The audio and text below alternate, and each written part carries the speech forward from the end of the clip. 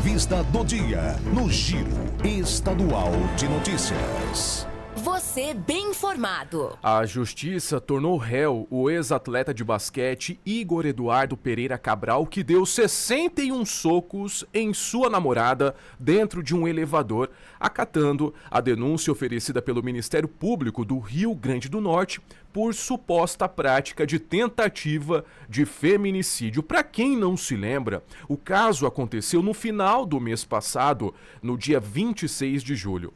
Igor foi preso em flagrante após agredir a namorada no elevador de um condomínio de alto padrão em Natal, no Rio Grande do Norte. O momento foi registrado por câmeras de segurança do elevador. O porteiro, ao se deparar com a cena, acionou a PM. E para poder falar um pouco mais sobre situações como essas que repercutiram aqui no nosso país, envolvendo esse tipo de violência contra a mulher, eu estou recebendo aqui a advogada e conselheira estadual da OAB de Mato Grosso do Sul, doutora Lauane Braz Volpe Camargo. Muito bom dia, obrigado pela participação aqui no Giro Estadual de Notícias. Bom dia, Carlos, bom dia, Lorena, muito obrigado pelo convite.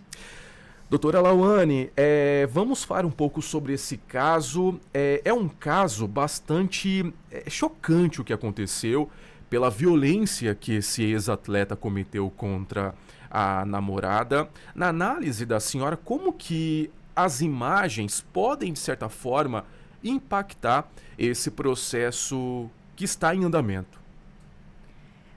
Infelizmente, nós temos visto a crueldade aumentar nesses casos de violência doméstica, né? Além dos números que já são impactantes, nós temos visto essa crueldade. E é claro que ali a filmagem é uma prova muito robusta, né? E da violência, porque muitas vezes o caso de violência doméstica é cometido entre quatro paredes e aí fica algo difícil de se comprovar. E quando você tem as câmeras no ambiente, até a própria vítima relatou isso, né, que ela teve essa percepção de ficar ali justamente porque ela sabia que estava sendo filmado, para que a fala da mulher não seja negada pelo agressor, né? Aquela seja invalidada, olha, isso não aconteceu, ela é louca, enfim, aquelas frases que nós já estamos acostumados a escutar, infelizmente. Doutora Lauane, essa situação, em específico, ele tentou justificar de várias maneiras, né? Como se houvesse uma justificativa para essa violência que ele cometeu contra a namorada. Ele disse que teve um ataque claustrofóbico, entre outras situações. Como que a justiça analisa essas justificativas dadas pelo agressor, mesmo diante de todas aquelas imagens, né? Isso poderia justificar, de certa forma, entre aspas, o que aconteceu? Esse ataque claustrofóbico, essas justificativas que ele passou para a justiça, por meio da defesa? Olha, nós temos o contraditório, né? O direito brasileiro, ele segue a linha garantista, então realmente os advogados criminalistas, os advogados que o defendem vão apresentar, né, essas justificativas como meio de atenuar a pena que vai ser aplicada a ele. É claro que quando se tem uma alegação, por exemplo, de um surto, alguma coisa assim, ele alegou várias questões, será feita uma perícia. Um médico, um psiquiatra, um perito de confiança do juiz irá analisar para realmente se chegar à verificação dessa realidade ou não. Então, é um processo demorado, né, justamente para se permitir que se aprofunde nessas provas. E numa situação como essa, quais são as principais ações que a vítima pode tomar para poder garantir a segurança, né? Ela disse, como a senhora colocou aqui, que ela ficou naquele ambiente com câmeras, justamente já imaginando o que poderia acontecer. Mas além disso, quais são as principais ações que a vítima precisa tomar?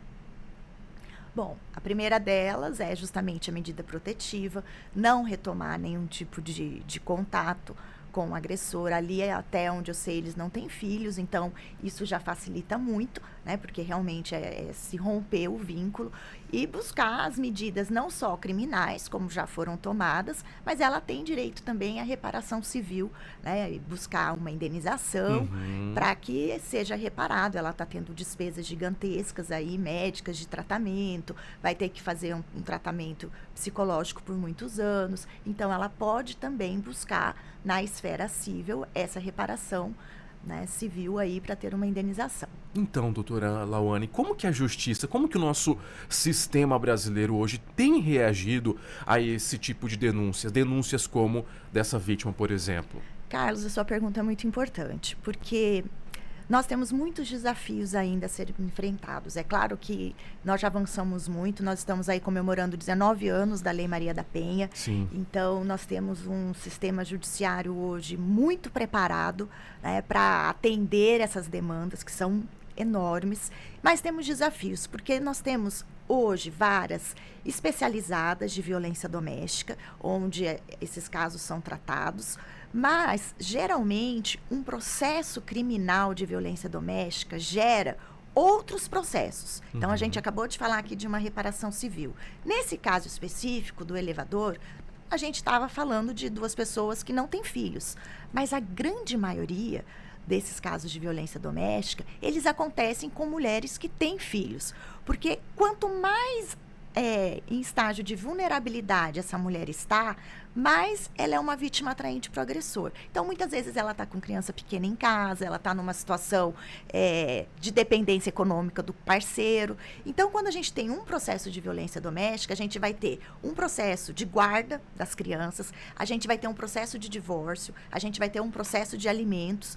E essas questões, esses processos, são tratados por juízes diferentes. Então, o que nós temos refletido muito, em razão desse fenômeno do aumento da violência doméstica, é da necessidade de que o mesmo juiz que decide as questões de violência doméstica, ele possa dar uma resposta rápida para essas outras ações, como a questão da guarda das crianças, da pensão e do divórcio. Porque hoje nós temos juízes diferentes tratando dessas questões. Então, essa mulher tem uma medida protetiva, mas ela tem que entregar a criança para conviver com o pai, porque é um direito, às vezes, né? E aí, ela acaba quebrando essa medida protetiva. Ou então, ela precisa falar com o pai para pensão, para pagar a pensão, porque o judiciário ainda não resolveu, não decidiu sobre a pensão, e aí ela tem que manter contato com esse agressor. Então, nós precisamos refletir sobre isso, precisamos avançar. É o que a Lei Maria da Penha fala de vara híbrida, ou seja, uma vara que trate da violência doméstica, mas também das ações cíveis que giram em torno daquela mesma vítima. E, doutora Lauane, quando a gente fala da violência doméstica, né, é uma espécie de guarda-chuva que tem várias outras violências que se enquadram dentro dessa questão da violência doméstica contra a mulher. Uma delas, por exemplo, é a violência emocional, é a violência patrimonial também, e todos... Como que varia essa questão das penalidades para esses agressores de violência patrimonial, violência verbal também? Enfim, como que funciona isso hoje aqui no nosso país? Perfeita a sua fala, Carlos, porque a Lei Maria da Penha, ela fala da violência contra a mulher, mas ela pega emprestado o Código Penal.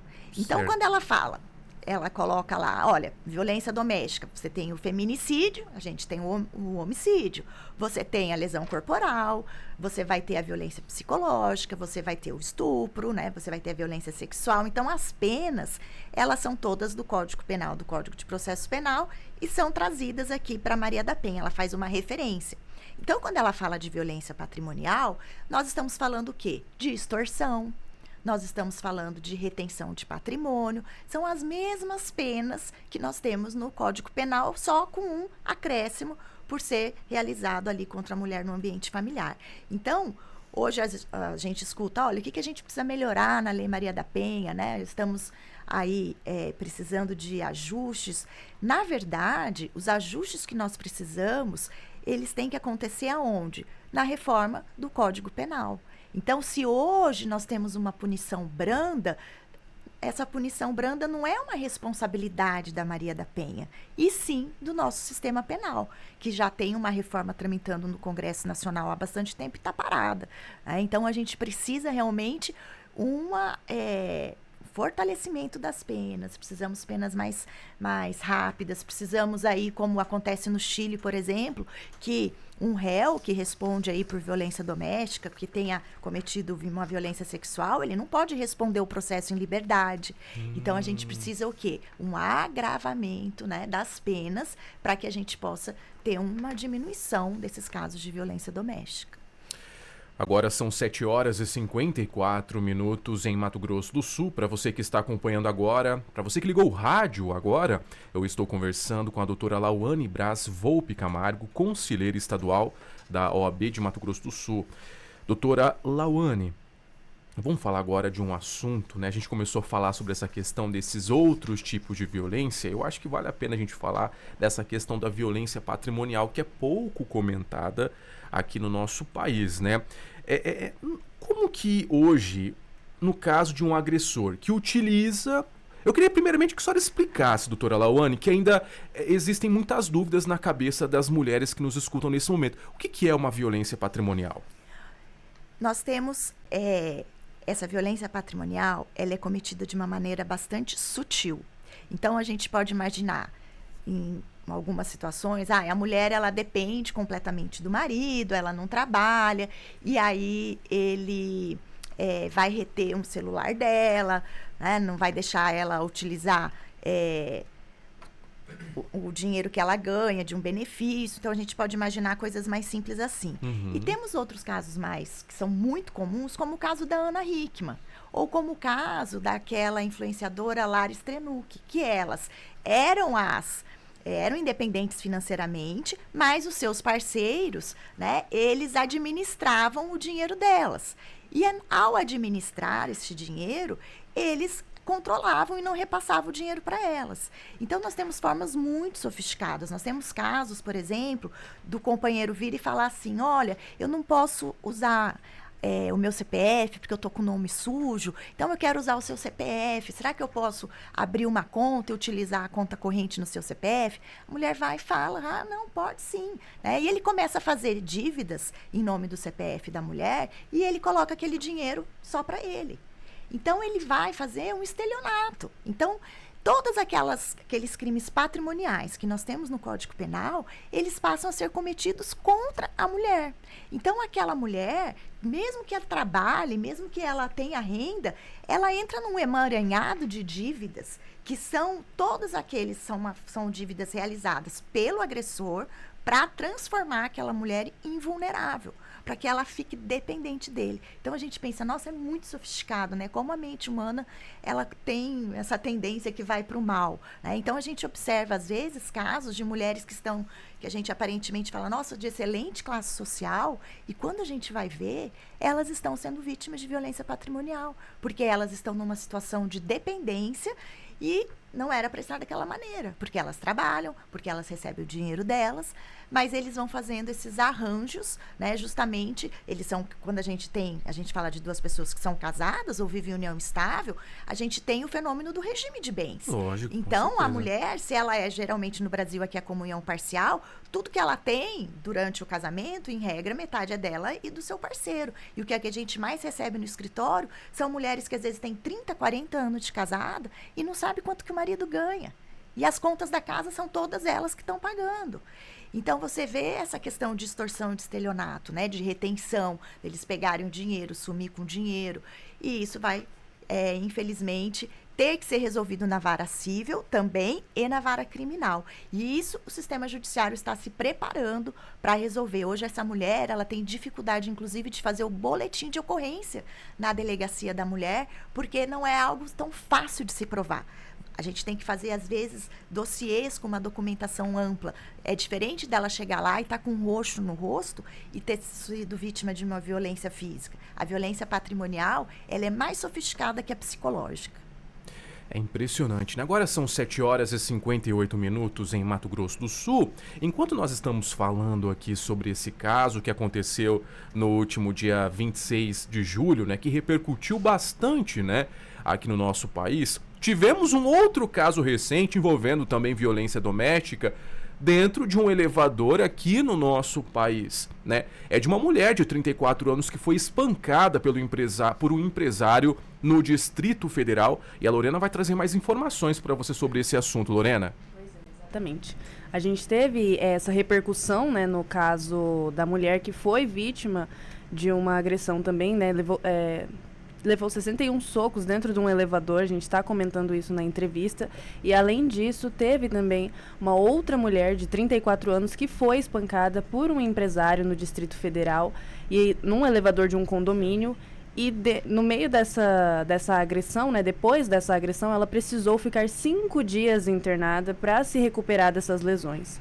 E segundo as informações da família, ela foi levada ao hospital no último sábado, dia 2 de agosto, com fraturas no rosto e também edemas pelo corpo, que foi resultado de uma sequência de cotoveladas e socos que ela levou desse empresário na madrugada de sexta-feira. E a vítima ela só teve alta médica na última quarta-feira, dia 6 de agosto, 5 dias depois. E um laudo médico ele ainda está sendo finalizado para indicar a extensão dos machucados. E durante a internação, os médicos alertaram, né, a mãe da mulher que ela foi agredida, que essas agressões, né, foram em decorrência e tinham característica de uma violência doméstica. E é por isso a mãe dela acionou a Polícia Civil, e aí o agressor, no caso, foi preso em flagrante na manhã da última quarta-feira, dia 6, mas ele não foi somente preso pela agressão, e sim também porque ele mantinha 2 armas de fogo e uma farta munição em casa sem qualquer autorização legal. Então ele não foi preso somente pela agressão, pelo vídeo também que foi divulgado nas redes sociais da agressão dentro do elevador, mas também por conta das armas de fogo e da munição que não tinham qualquer autorização legal. Doutora Lauane, nesse caso em específico, o que difere daquele caso que aconteceu no Rio Grande do Norte é que esse caso se trata realmente de marido e mulher. Nesse caso, a pena pode diferenciar um pouco? A situação, juridicamente falando, acaba sendo um pouco mais diferente? Ou, no fim das contas, as medidas impostas ao agressor continua sendo a mesma que vai ser imposta ao ex-atleta do Rio Grande do Norte? Não, sobre a esfera penal, vai ser a mesma pena. O que teremos de diferente nesse caso do Distrito Federal é que nós teremos essas outras ações, o divórcio, a partilha de bens, os alimentos, se tiver filho, guardas. E são ações que, infelizmente, a resposta é demorada. E isso torna a vítima mais vulnerável ainda. Então, por isso que a gente precisa que essas respostas sejam rápidas, que essa mulher ela tenha uma resposta rápida sobre a partilha de bens, que ela tenha acesso ao patrimônio dela, que ela tenha direito a alimentos, que a questão dos filhos fique resolvida, porque o que nós temos percebido é que quando essa mulher começa a se posicionar perante o seu marido, aí ele se torna mais agressivo. Então, quando ela procura a justiça, quando ela vai procurar os direitos, geralmente ele vem com a resposta com essas agressões cruéis, como nós temos visto. Doutora Lauane, a senhora acredita que hoje as nossas leis elas acabam oferecendo um suporte suficiente para combater a violência doméstica, a violência patrimonial, por exemplo? Olha, eu acho que nós temos importantes ferramentas, né, que podem conter esse tipo de violência, mas nós temos ainda muito a avançar mesmo, porque as leis são boas. Eu acho que o problema é a demora da resposta. Então, como nós temos essa demora desses processos, né, das decisões e tudo mais, na esfera civil principalmente, e na esfera penal também, porque nós temos toda a possibilidade do contraditório, nós vivemos numa democracia, mas essa demora, ela precisa ser minimizada. Nós não podemos demorar tanto para dar essa resposta, né? Veja, nesse caso do Distrito Federal, o agressor foi preso não porque ele cometeu a violência doméstica, mas porque ele estava lá, foi pego em flagrante com as armas. Senão, ele estaria solto. O do elevador, ele foi preso em flagrante, mas na grande maioria dos casos se responde em liberdade, e esse processo é demorado. E aí a vítima, ela fica morrendo de medo desse agressor vir, né? E é muitas vezes o que acontece, e vire e terminar o serviço que ele começou, digamos assim, né? Exato. Inclusive, uma das coisas similares nesses dois casos é justamente o comportamento das pessoas que presenciaram a cena, né? Inclusive do porteiro do primeiro caso que a gente estava comentando aqui, que viu as imagens, acionou imediatamente a PM. Você vê nos comentários onde os vídeos foram publicados, né? A maioria das pessoas dizendo que se fosse com elas, se elas presenciassem tais cenas, elas iam segurar, iam acabar com o homem naquele ambiente mesmo. Então, qual que é a principal orientação, doutora Lauane, para essas pessoas que acabam presenciando esse tipo de situação? Eu acredito que justiça com as próprias mãos não é a saída, né? Não, né? Imediatamente tem que se ligar para a polícia, né, e relatar esse fato. Graças a Deus a gente está passando, né? Ficou no passado aquele comportamento de que briga de marido e mulher não se mete a colher. Eu lembro quando eu era criança, tinha um vizinho da minha casa que batia na esposa e batia na hora do almoço, e era um horror. E naquela época a polícia ela não podia invadir o local. Tá? Nós estamos falando de uma época muito próxima à Constituição Federal, então nós não tínhamos essa legislação. Era um sofrimento, a gente ligava para a delegacia e a polícia falava, a gente não pode fazer nada. Hoje não, hoje se a gente escuta uma violência, se a gente vê na rua, se a gente tem conhecimento, a gente pode imediatamente ligar a polícia e aí sim é a polícia quem vai vir e é o sistema de justiça que vai dar a resposta a esse ato criminoso. Nós não podemos fazer justiça com as próprias mãos, né? Nós vivemos numa civilização democrática, então as pessoas estão certíssimas em chamar a polícia, né? Às vezes em tentar conter ali, né? Você está vendo o ato de violência, um horroroso como foi esse, né? Eles tentaram conter ali o agressor e chamar a polícia. Eu acho que eles fizeram exatamente o que deveria ser feito. Doutora Lauane, viralizou esses dias umas imagens nas redes sociais de uma cena de uma novela brasileira, de uma mulher que era agredida pelo próprio marido. A personagem dela era agredida pelo próprio marido, né? A novela é bem do início dos anos 2000, se eu não me engano. E a mulher foi fazer na cena, ela foi fazer a denúncia, né? Uma prestação de serviço mesmo para a população fazer a mesma coisa que estava assistindo. Ela foi lá, foi fazer a denúncia e ela gostaria de saber o que iria acontecer com o marido dela, né? E a delegada disse, olha, ela vai pagar a cesta básica para você. Isso em 2002, 2003. A Lei Maria da Penha foi criada no dia 7 de agosto de 2006. Então você vê quanta coisa mudou de 2003 para 2025, né, doutora Lauane? Graças a Deus, é um avanço, nós caminhamos muito nesse sentido, porque era isso mesmo que acontecia, né? Hoje não, hoje a gente tem as penas sendo aplicadas, elas têm a Maria da Penha, né? Toda violência doméstica contra a mulher, ela é agravada por ser praticada contra a mulher ou dentro do ambiente familiar, não precisa ser casada, né? E são penas mais severas. Então já melhorou muito, mas ainda podemos melhorar mais, né? Ainda ficamos assim, olha, 2 anos, aí vai para o semiaberto, vai ficar, já está solto. Mas isso acontece como um todo no país. Por isso que nós precisamos trabalhar e impulsionar os nossos parlamentares para que eles façam essa reforma penal, no sistema penal, né? Nós precisamos aí de leis mais severas e que realmente a gente tenha essas restrições de direitos do agressor, não só do ir e vir, mas também de cunho patrimonial, como acontece no Chile e na Espanha, onde nós temos uma legislação um pouco mais eficiente. A nossa é uma das melhores do mundo, perde apenas para esses 2 países. Muito bem, eu conversei com a doutora Lauane Braz Volpe Camargo, conselheira estadual da OAB de Mato Grosso do Sul. Doutora Lauane, muito obrigado pela participação aqui no Giro Estadual de Notícias. Eu que agradeço e muito obrigada por tratarem desse assunto tão bem. Parabéns. Um ótimo dia, muito obrigado. Agora são 8h08. Vamos agora para o nosso intervalo comercial e